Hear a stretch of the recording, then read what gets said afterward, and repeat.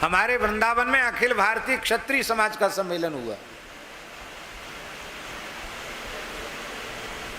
बहुत विराट आयोजन था क्षत्रिय समाज का।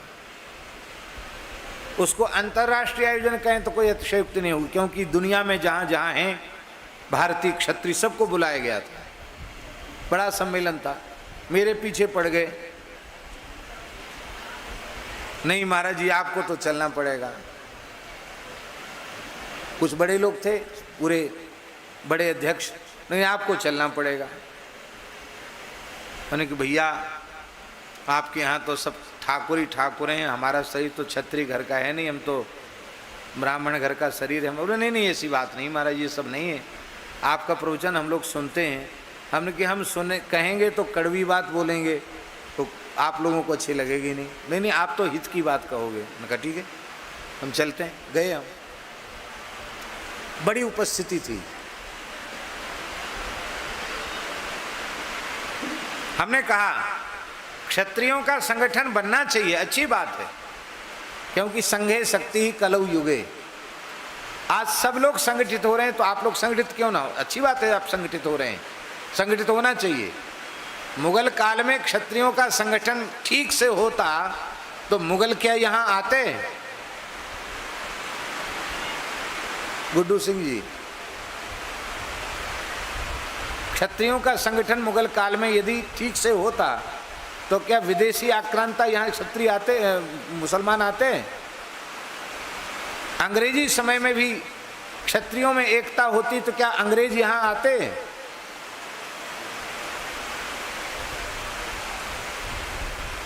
आज संगठन बना है, बहुत अच्छी बात है, लेकिन केवल संगठन नहीं, क्षत्रियों में क्षत्रियत्व जागृत करने की जरूरत है। आप लोग क्षत्रिय क्या है, क्षत्रियत्व क्या है? आप कान खोलकर इस बात को सुन लीजिए। जिस दिन इस देश का क्षत्रियत्व जागृत हो जाएगा उस दिन ये देश पूरी दुनिया पर शासन करेगा।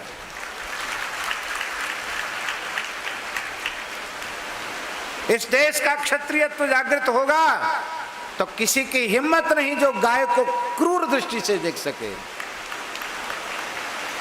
किसी की हिम्मत नहीं जो अबला के शील का हरण कर सके, किसी की हिम्मत नहीं जो गरीब को सता सके। गौ ब्राह्मण दीन दुखियों पर अत्याचार, संतों का तिरस्कार, अत्याचार, धार्मिक अस्मिताओं को नष्ट करना, ये तभी संभव हो पाता है जब क्षत्रियत्व बुझ जाता है या शांत हो जाता है। क्षत्रिय में क्षत्रियत्व कैसे आएगा? जब क्षत्रिय धर्मशील होगा तब उसमें क्षत्रियत्व का प्राकट्य होगा।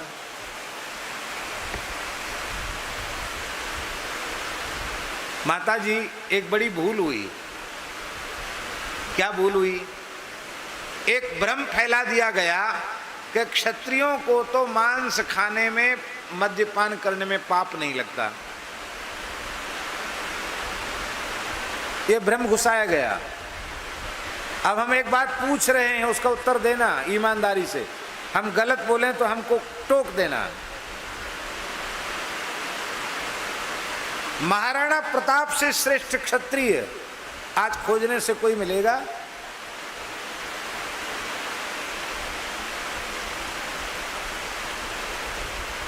महाराणा प्रताप के ऊपर विपत्ति आई, घास की रोटियां खाकर उनके बच्चों ने अपने प्राण बचाए।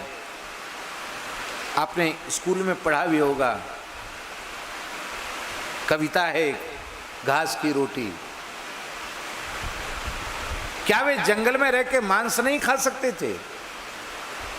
पर उन्होंने क्षत्रियत्व को बचाने के लिए घास की रोटियां खाना मंजूर किया, मांस नहीं खाया। महाराणा प्रताप का चरित्र इसका प्रमाण है। महाराजा छत्रसाल जो वीर बुंदेला और बुंदेलखंड का उन्हें वास्तविक सम्राट कहा जाए या बुंदेला कुल का सूर्य कहा जाए तो इसमें कोई अतिशयोक्ति नहीं। कितना विस्तार बुंदेलखंड का किया उन्होंने। इत बरहद इत सौनहद उत चंबल इत तौस, छत्रसाल से लड़न की रही न काहू होश। ऐसा महावीर क्षत्रसाल, उन महावीर क्षत्रसाल के जीवन का एक प्रसंग है कि उनका मुगलों से युद्ध हुआ। उस युद्ध में बड़ी संख्या में इनके वीर मारे गए, लेकिन आखिर में विजय छत्रसाल की हुई और वे भाग खड़े हुए। अब समस्या ये थी कि कई दिन तक युद्ध चला था, भूखे प्यासे ऐसी हालत थी कि अब प्राण निकल जाएंगे। तो सरदारों ने, सरदार माने जो वीर योद्धा थे, उन्होंने कहा छत्रसाल से कि महाराज हम लोग भूख के मारे प्राण निकले जा रहे हैं, हमको भोजन की व्यवस्था कीजिए, क्योंकि अब हम जीवित नहीं रह सकते।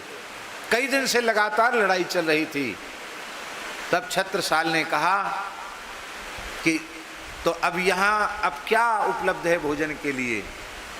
तो उनके सैनिकों ने प्रस्ताव किया, सरदारों ने प्रस्ताव किया कि शत्रु की सेना भाग खड़ी हुई है, इनका शिविर खाली पड़ा है और इनके भंडार में रसोई में जो कुछ सामान बचा होगा वो खाकर हम लोग प्राण बचाएंगे। छत्रसाल ने कहा हमें मरना मंजूर है, लेकिन इन म्लेच्छों के हाथ का बनाया हुआ अशुद्ध आहार खाकर के हम प्राण बचावे हमें मंजूर नहीं है। वो तो सब मांस पका रहे थे, वो कोई शाकाहारी चीज नहीं थी खाने की। तब वीरों ने कहा कि महाराज हमारा तो समाधान कीजिए। तब आपने घोड़े बंधे हुए थे और घोड़ों का रातब, घोड़ों को खिलाए जाने वाला दाना रातब, भिजाया हुआ, उसको रातब कहते हैं। छत्रसाल ने घुड़साल में जाकर घोड़ों का रातब अपने सिपाहियों के साथ खाकर अपने प्राण बचाए, लेकिन मांस नहीं खाया। महाभारत प्रमाण है, रामायण प्रमाण है, क्षत्रिय मांसाहारी नहीं थे।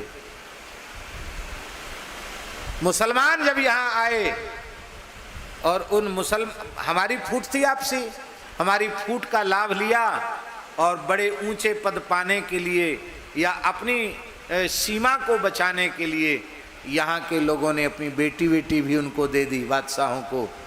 और फिर जब उनसे रोटी बेटी का संबंध हुआ तब फिर मांस भी खाना पड़ा। मांस जैसा करे संग वैसा चढ़े रंग। तो क्षत्रियों में मांसाहार मुसलमानों से आए,